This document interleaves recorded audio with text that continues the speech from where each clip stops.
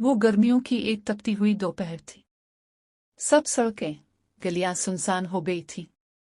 गर्मी की शिद्दत से बचने के लिए लोग अपने घरों में आराम कर रहे थे। ऐसे में अजीज की मंजिल में चंद बच्चे सीढ़ियों के नीचे घात लगाए बैठे थे। सबकी नजर में खुले दरवाजे पर लगी थी।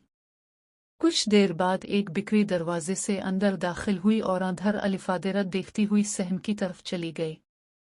सीढ़ियों के नीचे छुपे बच्चे एकदम बाहर निकलकर दरवाजे की तरफ भागे और दरवाजे को अंदर से बंद कर दिया। बिक्री घबराकर इधर-उधर भागी। एक बच्चा छलांग लगाकर बिक्री पर सवार हो गया। एक बच्चे ने छड़ी से बिक्री को मारा। बिक्री भागी तो सब बच्चे शोर मचाते इसके पीछे भागे। अजीज की मंजिल में हर रोज ये तमाशा होता था।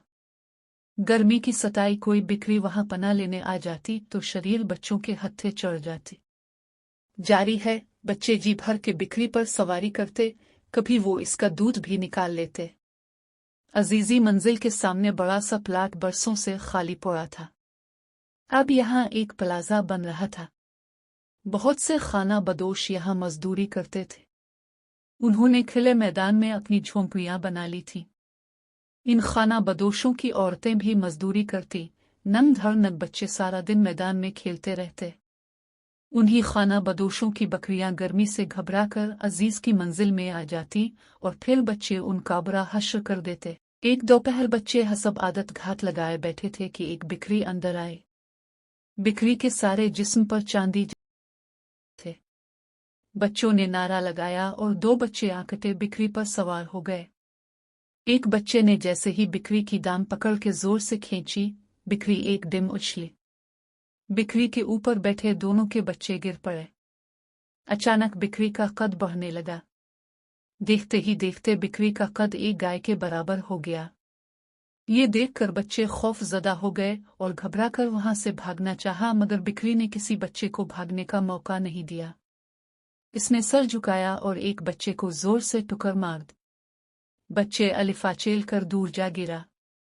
बिक्री ने अपनी अगली टांगों से दो बच्चों को धकेल दिया। जैसे ही कोई बच्चा भागने की कोशिश करता, बिक्री उसे टुकर मार कर गिरा देती और फिर अपने खुरों से कुचल देती। बिक्री ने मार मार कर उन शरीर बच्चों का बुरा हाल कर दिया। जब बच्चे पे दर पे लगने वाली चोटों से निढाल होकर गिर पड़े तो बिक्री का कद छोटा होने लगा। जब इसका कद आम बिक्री जितना हो गया तो वो चुपके से बाहर निकल गई। बच्चों की चीखें सुनकर घर के बड़े जाग उठे। जब वो वहां पहुंचे, बच्चे दर्द से करा रहे थे। बड़ों के पूछने पर बच्चे खौफ के मारे कुछ न बता सके। जिस वक्त अजीजी मंजिल में ये तमाशा हुआ, कुछ राहगीर महल्लेदारों ने एक सफेद दाढ़ी वाले बुजुर्ग को अजीजी मंजिल से निकलते देखा। इन बुजुर्ग के बाल चांदी की तरह सफेद थे। कोई नहीं जानता था कि ये बुजुर्ग कौन थे, मगर वो अजीज छोटी मंजिल के बच्चों को ऐसा सबक दे गए थे कि आइंदा वहां पनाह लेने वाली किसी बिक्री को किसी बच्चे ने तंग नहीं किया।